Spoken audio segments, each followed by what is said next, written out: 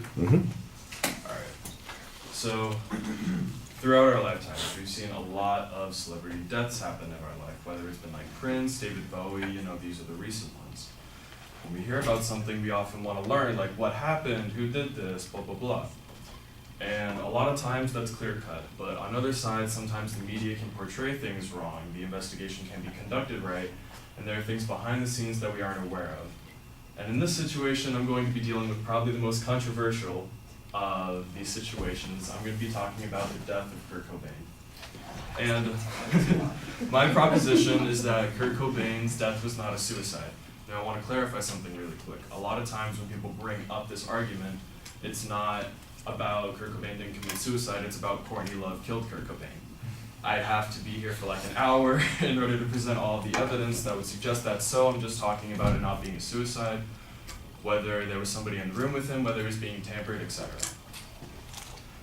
So, I'm going to be justifying this with 3 main points. I'm going to be justifying it with the heroin, the situation with the shotgun, and Kurt Cobain's emotional state. But we'll start with the heroin.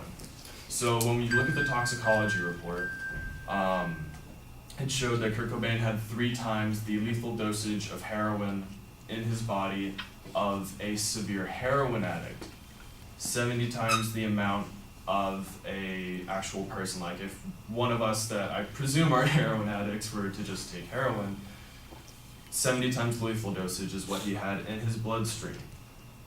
And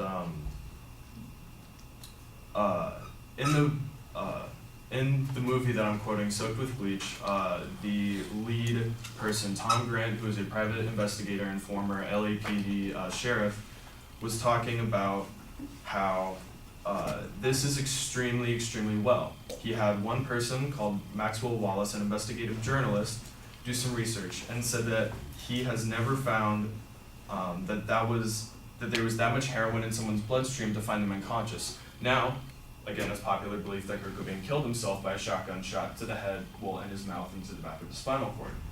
What he would have to do is inject himself with the heroin, which is what Kurt Cobain usually did, take out the needle, put it on the ground, roll down his sleeves because his sleeves were rolled down when they found out he was dead, and then he would have to get the shotgun, turn it around, and kill himself. If you know anything about your bloodstream, your heart circulates blood extremely quickly, and if you're injecting heroin into your blood, that's going to happen almost immediately. He would have been completely unconscious injecting that much heroin into his bloodstream before that was able to happen. Dr. Vincent DeMaio, another forensic pathologist, also said that no study I've conducted has correlated the issue of heroin with suicide. Another forensic pathologist, Dr. Cyril H. Wecht, again, these are all from the movie Soaked in Bleach, has also never seen a correlation between suicide and heroin, mainly because these people get super doped up and they can't kill themselves because they're not able to, especially with this amount of heroin in somebody's bloodstream. If we move on to the shotgun, so let's pretend for a second that the amount of heroin used would somehow still allow him to use the shotgun, just he's a superhuman or something. You've got the shotgun right here. The chamber shoots out this way. When the police came to the investigation crime scene, after he had shot himself, he was on the floor, there was blood behind his head, but the shotgun shell was on the opposite side of the chamber. This would have to mean one of 2 things. It would mean when he pulled the trigger, the shotgun shell would have had to fire off and ricochet over onto the coat that was just kind of piled on the ground. It was raised off the ground, it was just kind of piled there, or that the shotgun shell rolled all the way over to the other side and somehow on top of the coat. Both of these things are impossible because there was no instruction for the shotgun shell to shoot over and land on the coat, and a shotgun shell doesn't have enough trajectory to just roll on top of a coat that's piled on the floor. It's crazy stuff. But most importantly, let's talk about his emotional state, reasons that he might have had for killing himself, and what his family members and friends say. Courtney Love was the only person to ever say that Kurt Cobain was suicidal during this case, or even the Rome suicide attempt. If you talk to people like Rosemary Carroll, who was their attorney in a lot of their cases and the godmother of their children, in response to Kurt's mental state, she denied that Kurt had been suicidal in Rome and that he had been suicidal at the time of his death. Same thing with Courtney Love. Courtney Love never said that he was suicidal at the time of Rome. It was mainly just because he had taken a drug and then drinking some alcohol on top of it as an accident. Dylan Carson, who was widely known as Kurt Cobain's best friend, in response to Kurt being suicidal. No, he's not. He's been stressed out, but he's been handling things pretty good. When they talked about Rome, he said, no, it was an accident. This interview was conducted before Kurt Cobain had killed himself. There was also the Rolling Stone interview that he had done January 27th of 1994. Kurt Cobain, direct quote, said, "I've never been happier in my life." This dude was fine. He was chilling. When you look at different interviews and stuff like that, you can see that he was like a happy person. Even when you look into interviews about his lyrics and some of his outtaken lyrics, he said specifically things like, "I want to kill myself." If you look to where that points to in some of these interviews, you can hear him say like, yeah, no, it was just kind of like, it was as real as a joke could be. It was nothing more than a joke, but I knew if I put this in my lyrics, my fans would take it seriously. Because we're kind of a grunge band, you know, we sing about death metal stuff, but I'm like a really happy person. And the last thing I want to talk about is the suicide note. Carol Chasky, a forensic linguist, said that the suicide note was not read to be like a suicide note until the last 4 lines, which the text is significantly different than the rest of the suicide note. The text looks specifically different than anything else written in the suicide note. And the contents of the beginning suicide note seems to be talking about Kurt struggling with music, not struggling in life. The only time he addresses his family is in those last 4 lines. Lines that were stylistically out of whack and were assumed to not be written by Kurt Cobain. If you look at, Rosemary Carroll also had something to say about this. She found a handwriting practice sheet in some of Courtney's belongings where you can see letters being practiced, straight off of Kurt Cobain's writing. She had had a previous letter that she had talked about, actually didn't talk about until a month after his death, that she had had personally under her pillows, which she also lied about. And in this letter, she could have either had a linguist pop in or somebody to write these letters and practice and to fill in Kurt Cobain's writing to make it seem like a murder. Again, this is not talking about Courtney Love's attempt at his murder, but rather the practice sheet leads us to believe that the suicide note was forged in some way, shape, or form. It's for all these reasons and a lot more that you can see that Kurt Cobain's death, the investigation was not handled properly. All the evidence was not looked at correctly. If you look at the evidence and you look at the events surrounding his death, you can see that there's a really good chance it wasn't a suicide and it was a tampering by an outside force. Thank you.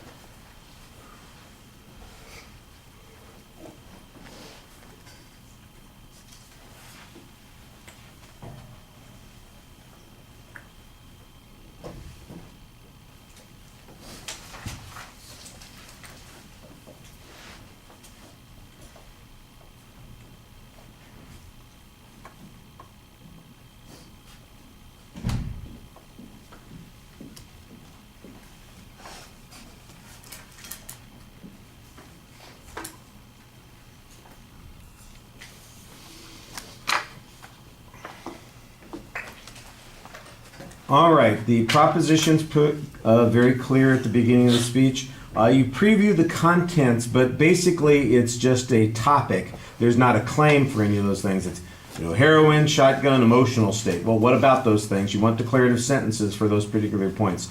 The same is true when you get to the body of the speech and you're citing those points. They're just, I know what the subject is, but I don't know what inference you're going to try and support when you start going into those particular points. And you need to make that clear. It'll be easier to follow your argument if you do that at the beginning. So there is a structure, but the signposts need to be labeled as claims to make the argument clearer. The supporting evidence is a little abstract. Sometimes you're quoting the film, and in the film they're quoting the detective.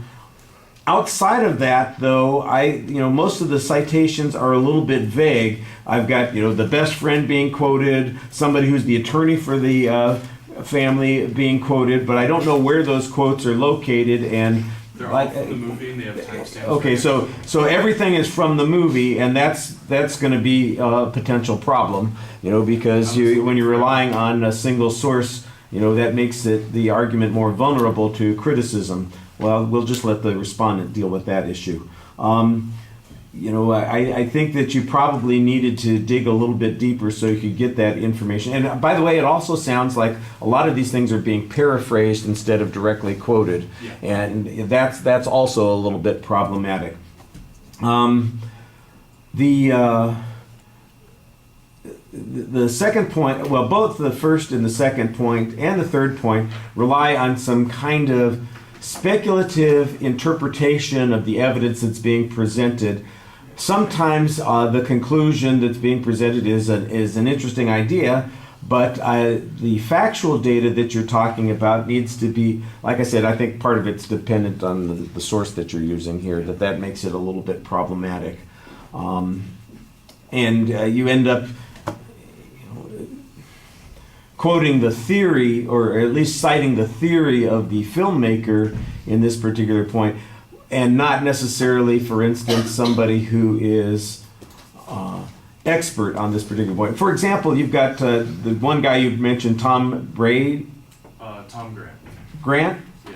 Okay, who is the detective who is being quoted in the film.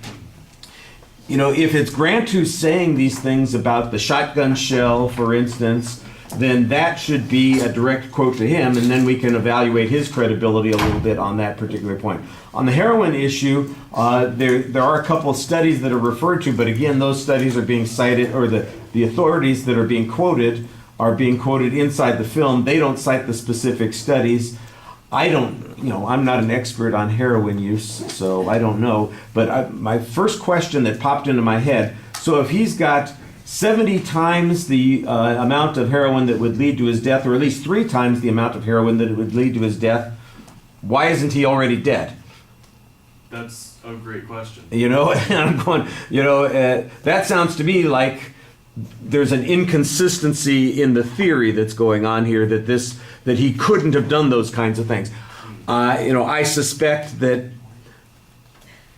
like all substances, it has different effects on different people, and for a variety of reasons. Maybe it's a tolerance level, maybe it's a personal characteristic somebody has, maybe it's their metabolism. I don't know any of those kinds of things. I'm not a coroner or medical examiner, and that's why we need some more information on those particular points. I thought you did a nice job presenting it, but like I said, I do think sometimes you're over-relying on the speculation of the filmmaker, and I also suspect that that'll be one of the arguments, that this is a sensationalistic attempt to drain some money out of the death of Kurt Cobain by offering this film out there, and that kind of thing, and then the credibility of the sources that you're going to be citing are going to be subject to evaluation. All right. Thank you. We've already